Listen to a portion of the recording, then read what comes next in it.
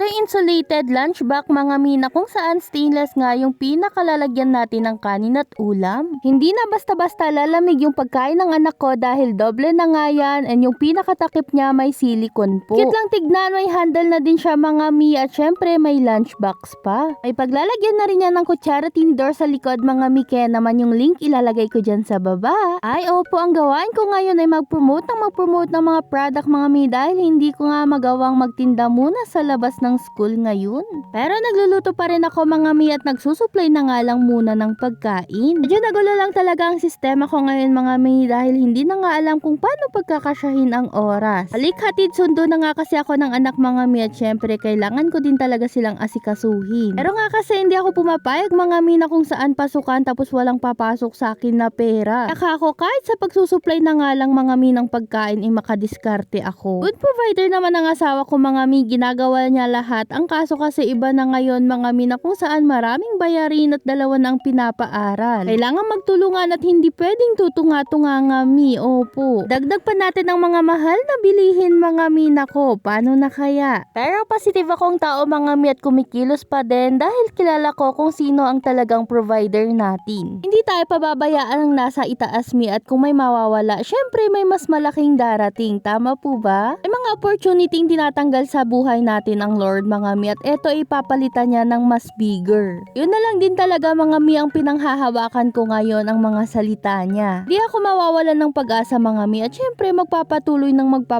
yan si Nessa. Ako pa ba mga mi, lagi akong binibigyan ng wisdom ng Lord at yun yung hinihiling ko sa kanya. Lakas at karunungan lang sa araw-araw mga mi ay sapat na yun sa buhay ko. Dahil ano man ang meron tayo ngayon mga mi, talento, bagay, hiram lang po natin yan. Kaya laging hilingin mga mi na buhayin tayo ng naaayon sa kanyang kalooban. Siya mga mi, salamat sa panunood. Hanggang dito na lang po muna.